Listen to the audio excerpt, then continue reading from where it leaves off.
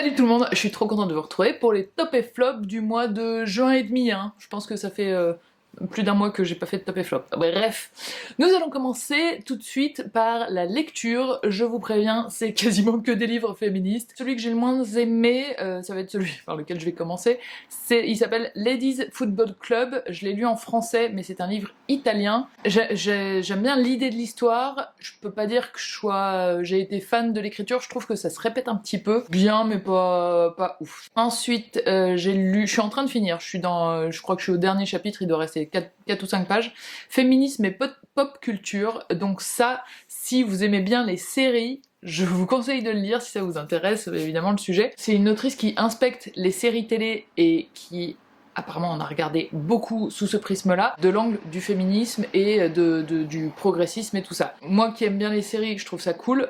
Après, je me rends compte que finalement, j'ai l'impression, une fois qu'on a lu ce livre, on se dit « Ah mais je regarde pas tant de séries que ça » parce qu'il y en a tellement dont peut-être j'ai entendu parler mais que j'ai jamais vu, ou dont je n'ai même jamais entendu parler. Ça peut être une bonne base pour vous dire « Tiens, je me fais ma liste de séries dont elle parle et qui vont m'intéresser ou que j'ai envie de regarder. » Notamment, ça m'a fait voir la série Grey's Anatomy, d'un œil un petit peu différent. Grey's Anatomy, j'ai regardé genre une saison et encore, et là ils en sont à la 17ème, donc autant vous dire qu'il y a eu des petits changements depuis. Et du coup c'était assez intéressant, moi qui aime bien la pop culture, j'ai trouvé ça cool. Et en plus la couverture est trop belle. Ça n'a rien à voir avec le contenu du livre, mais quand même, moi j'aime bien. Ensuite j'ai lu Le génie lesbien de Alice Coffin. Alors je le lisais parce que le sujet m'intéresse évidemment, mais aussi parce que c'est un livre qui a fait énormément polémique et je voulais voir un peu le fond du livre. Et en fait j'ai trouvé ça hyper intéressant. Après je suis pas forcément d'accord avec tout, mais écouter l'avis de quelqu'un d'autre et voir son cheminement de pensée, je pense que ça peut être intéressant, sans qu'on se dise forcément si je suis pas d'accord avec tout, c'est n'importe quoi. Il y a pas mal de comparaisons entre notamment le journalisme américain et le journalisme français par rapport aux questions sur les minorités, et moi ça m'a intéressé en tout cas. Et ensuite, 2 BD. La première, c'est Pucelle, et alors ça, c'est vraiment celui que j'ai préféré, c'était hyper cool, je l'ai lu assez vite, et en fait je l'ai acheté parce qu'il y a le numéro 2 qui est sorti. Quand j'ai vu le numéro 2, ça me disait bien, mais je me suis dit je vais quand même commencer par le numéro 1. Et le deuxième, c'est Culotté, que j'ai offert, et du coup j'en ai profité pour en lire quelques chapitres, et ça j'ai trouvé ça pas mal. C'est des petits portraits de femmes dans l'histoire. Alors il y a toutes sortes de profils, mais c'est des femmes qui sont sorties un petit peu des cases dans lesquelles on les faisait rentrer à leur époque, et du coup ça peut être sympa, et je sais qu'il y en a un deuxième qui est sorti aussi, et la couverture est aussi très très belle, très très jolie. Ensuite on va passer au ciné. Au ciné je suis allée voir le film sur la vie de Billie Holiday. Je ne savais rien sur la vie de Billie Holiday. Il était bien fait, il était intéressant. Après, elle a pas eu une vie facile, donc c'était pas une grosse comédie, mais au moins, maintenant quand j'entends parler de Billie Holiday, je sais ce que ça représente et ce qu'elle représente. Ensuite, je suis allée voir Petite Maman, qui est le dernier film de Céline Sciamma, et j'ai bien aimé, même si c'est un petit peu lent, mais c'est un petit peu le style Céline Sciamma. Donc si vous aimez bien ce style, qui est pas forcément dans le il faut un truc palpitant à chaque scène, c'est assez mignon, c'est assez poétique en fait. Ensuite, c'est aussi des films, mais c'est pas au cinéma que je les ai vus. Le premier, c'est Les Héritières, c'est l'une de vous qui me l'a recommandé, et merci, j'ai trouvé ça trop bien.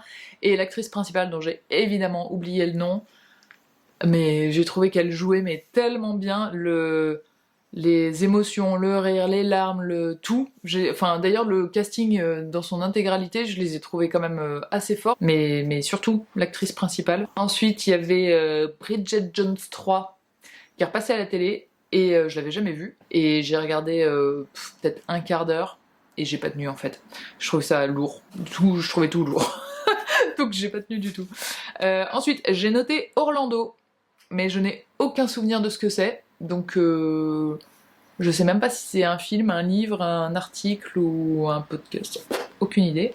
Et le dernier, alors c'est pas vraiment un film, c'est une série, c'est Scam, qui est diffusée sur France Télé /, donc c'est la chaîne internet de France Télé. Et d'ailleurs j'ai regardé 2 trucs, parce que en regardant Scam, j'ai vu la suggestion de l'autre, dont je vous parle juste après. Donc Scam, j'y suis allée parce que dans le livre dont je vous ai parlé tout à l'heure, Féminisme et pop culture, elle en parle plusieurs fois. Et du coup je me suis dit bon, ça fait quand même plusieurs fois que j'en entends parler, allez je check. À la base c'est une série qui se passe dans un lycée, donc je me suis dit bon c'est plus trop de mon âge. Et puis en fait, la saison 1, elle est trop bien, notamment, encore une fois, l'actrice principale, celle qui joue du coup Emma, je sais pas ce que c'est dans son intonation et dans sa voix, mais je la trouve magique cette meuf. Quand elle est à l'écran, j'ai envie de savoir ce qu'elle va dire et tout. Elle a je sais pas, une attitude, un ton, un parler que je trouve génial. Alors les autres aussi sont bien, mais elle particulièrement, je l'ai trouvée hyper vraie, hyper juste. Et là, je suis en train de me faire la saison 2 que j'aime moins parce que l'intrigue principale, je sais pas, c'est une histoire d'amour que je qualifierais aujourd'hui de toxique. Le personnage du Charles, là, je l'aime pas trop. Mais je vais quand même continuer à regarder parce qu'il paraît que dans les saisons qui vont arriver, il y a d'autres actrices qui sont vachement bien. Et en plus, j'aime bien ce format, c'est une vingtaine de minutes par épisode, donc c'est pas les 55 minutes d'une série Netflix, et les musiques sont vachement bien aussi d'ailleurs. Et le deuxième truc qui m'a donc été suggéré parce que j'avais regardé Scam, c'est Océan.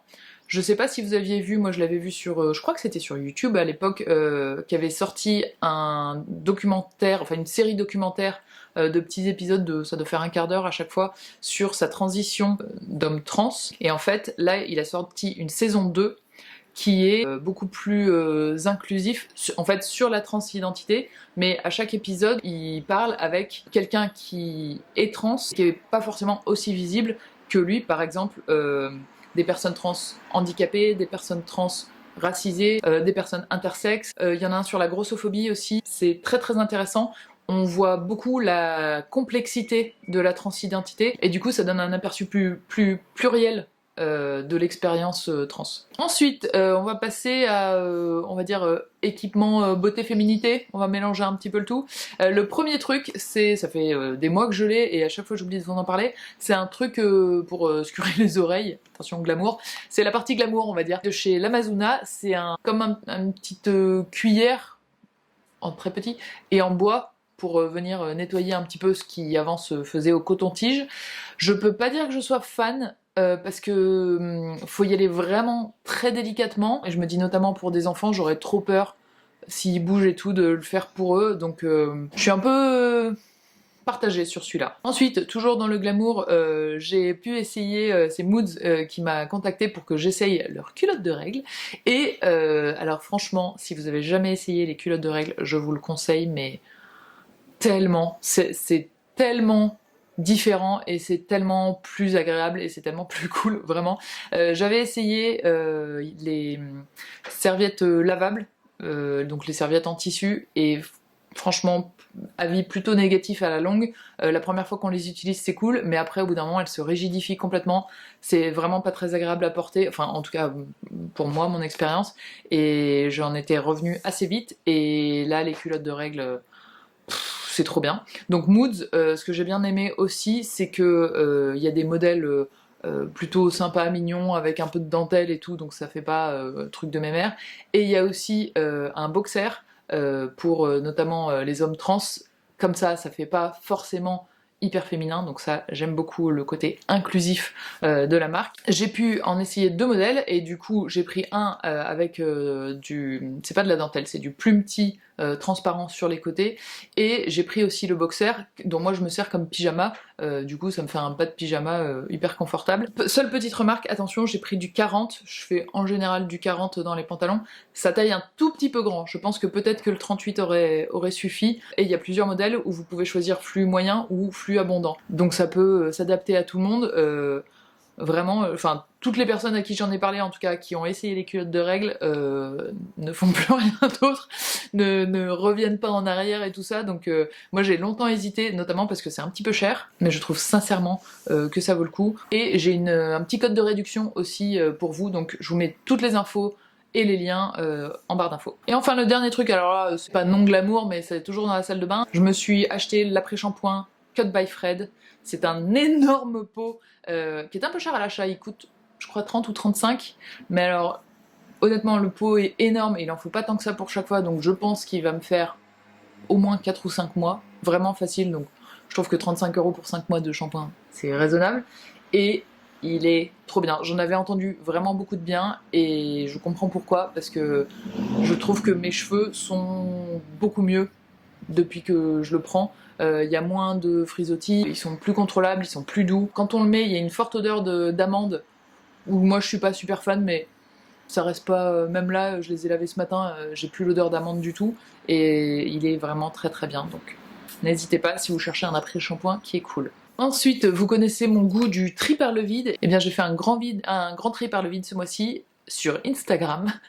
Je suis allée, je sais pas pourquoi, un jour je me suis dit tiens, va voir tes anciennes publications sur ton profil, et en fait, ce que je postais il y a 5 ans n'est plus du tout pertinent par rapport à ce que je fais aujourd'hui, notamment au contenu. Genre j'avais au moins une photo de vernis par semaine, voire 2, avec juste le nom de la référence et le « ah j'adore », voilà, ou le fard à paupières que je mettais cette semaine-là, etc.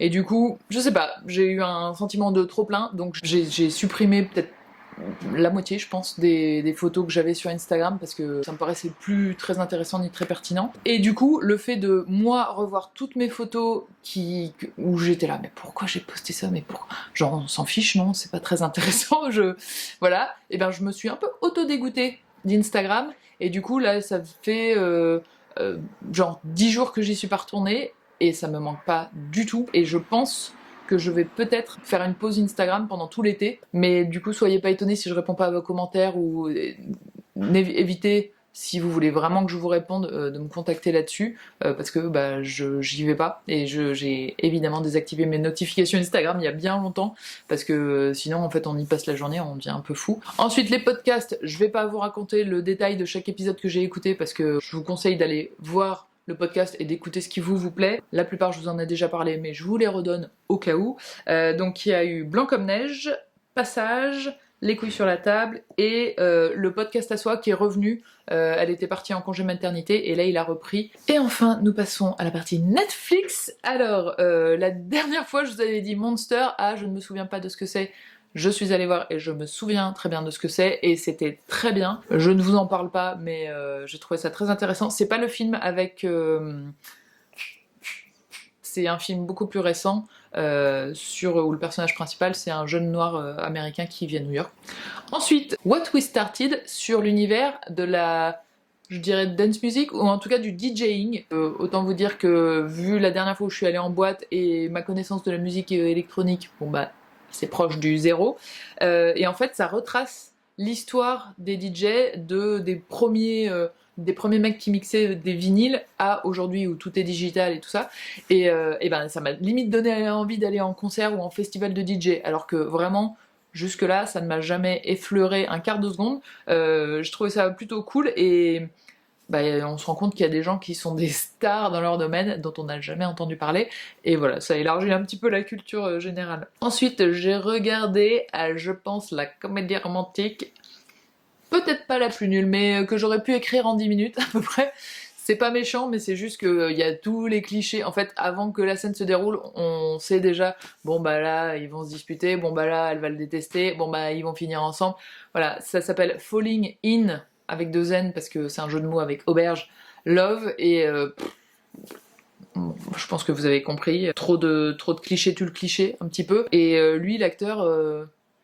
pas dingo non plus au niveau du jeu, on n'y croit pas trop en fait, donc c'est un petit peu dur de rentrer dedans. Ensuite, un documentaire qui m'a été conseillé aussi par l'une d'entre vous, c'est Audrey and Daisy. C'était assez dur à regarder ça, pour le coup je l'ai regardé en plusieurs fois, et d'ailleurs, si vous avez vu, ou si vous vous souvenez que dans les derniers Top et Flop, je vous ai parlé de A Promising Young Woman, un film qui est sorti il y a pas très longtemps avec Carey Mulligan, et c'est un peu le même style de sujet. Et enfin, le dernier truc, c'est une série qui s'appelle Feel Good, qui a été écrite par Mae Martin. C'est une humoriste canadienne. Elle tient le premier rôle aussi, et c'est une histoire d'amour lesbienne. Je spoil rien parce que le couple commence à 2 minutes du début du premier épisode, donc voilà, vous le savez. C'est intéressant parce que le premier épisode, on se dit oh c'est mignon, et puis en fait, petit à petit, les personnages sont un peu plus complexes que prévu, ça va un petit peu plus en profondeur, et je trouve ça assez joli. Pareil, c'est des épisodes assez courts, et c'est un mélange entre comédie et quand même des sujets un peu plus dur et un peu plus grave, et du coup je trouve que ça fait une jolie balance. Voilà, à vous de me parler de vos top et flop et de me faire des recommandations. Donc maintenant, quand il y en a, direct je prends une photo du commentaire pour penser à aller les regarder. Et effectivement, merci pour vos recommandations, parce qu'il y en a plein qui sont très bien. Il y en a plein que j'ai pas encore vu, mais j'ai gardé la liste où ils sont. Je vous souhaite une très belle semaine, et on se retrouve, j'espère que j'aurai le temps de faire le tuto pour la fameuse robe d'été pour la semaine prochaine, couture. C'est soit lundi dans 15 jours, qui fait bien la vie, et à très vite. Ciao!